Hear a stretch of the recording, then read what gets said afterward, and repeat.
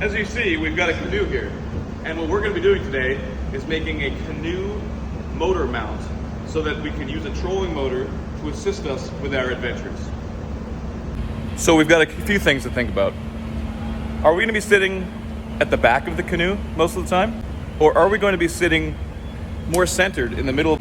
Either way, I think it would be practical to have our canoe motor mount fit both at the stern and at the front of the canoe. What I'm going to start off with doing is getting a piece of paper and a pen or pencil and writing down a list of materials and list of options. This way I can keep all my notes so I don't forget anything.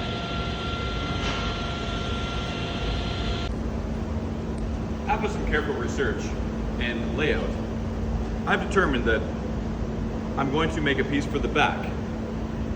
And what I did was I scribed the angle of the canoe onto a piece of, this is actually from a skid. It's a hardwood skid that I use, it's maple, so it's going to be strong. So what I've done is I've scribed on the distance from here.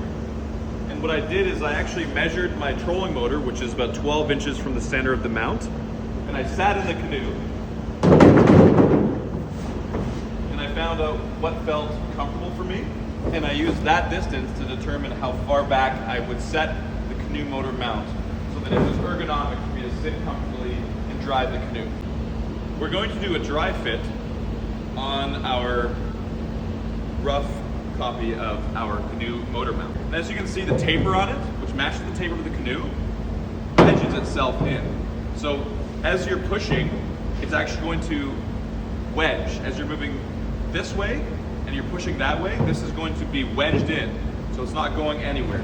Then we take the leftover scrap, which actually on this particular canoe works out perfectly and ergonomically for the mount to sit. What we're going to do next is drill some holes through here, bolt them together and tighten them up so that it's modular. We can remove it when we don't want it. So what I'm going to do in order to lay out my holes for the bolts, I'm going to start by squaring off on either edge from the inside corner with a square. And from here, I can ensure an accurate layout. Just pick an arbitrary number. I think 3 looks good. You don't want to be too centered. You don't want them to be too far apart because you might have difficulty tightening the bolts if they're too close to the size of the canoe. So I picked about 3 inches, and then I took a center mark here and a center mark here, and now I have a place where I'm going to drill my holes. And the way I'll ensure that they're even is I can now just clamp these 2 pieces of wood together once this end here is flush, and I'll drill straight through, ensuring that the hole lines up with the bottom and with the top. Now that I've completed my layout and put my safety equipment on, I'm going to proceed with screwing through the boards. This way I only have to lay out one side, and I'm going to drill all the way through. This ensures that they're going to line up perfectly. Here we go. And now I'm going to start off with a small drill bit. That way it's going to be more accurate and more precise. And then I'll upgrade and drill with a larger size, more to the size of the drill and the size of the bolt that we're going to be using.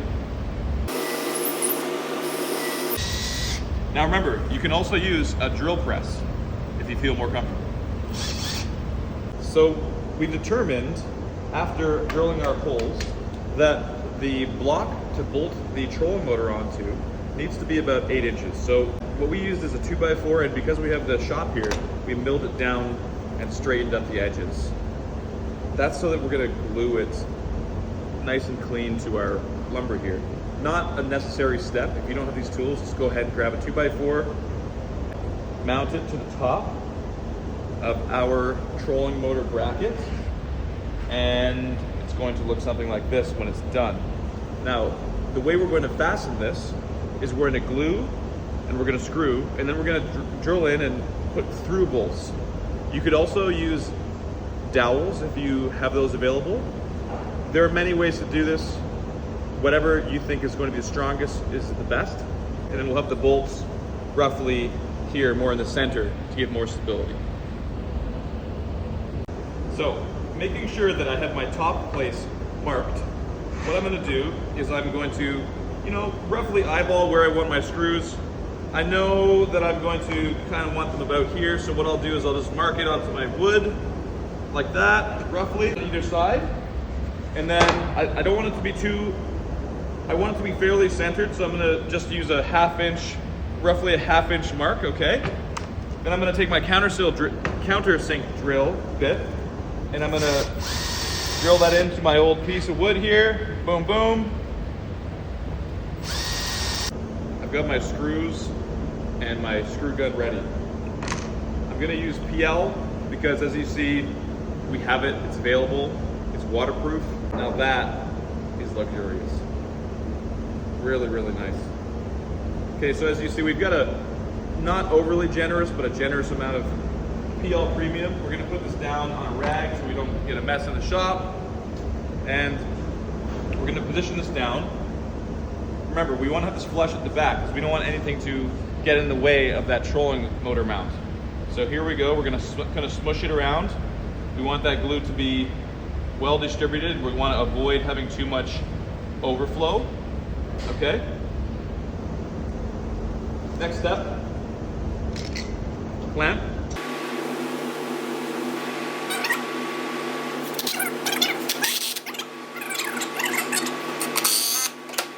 That's complete. So now what we can do is we're going to use a little bit of our paper towel and the old scrap wood here to clean this off, so just to make sure that we don't get it all over ourselves. It can be messy because remember, we're going to paint this with spray paint later anyways to make it look really professional. So it's okay if it's a little messy. And basically, the extra PL Premium, it kind of acts like a waterproofing agent, so it doesn't hurt to kind of smear it around a little bit. Doesn't have to be perfect as we're painting it. Oh, hi there. We're back. And thanks to the power of movie magic, we've already sanded and painted our trolling motor mount. Now remember, when you're spray painting, always do it in a well-ventilated area and be sure to wear a mask. Now, the way our trolling motor mount fits, it uses the groove of what is called a gun whale right here on the canoe.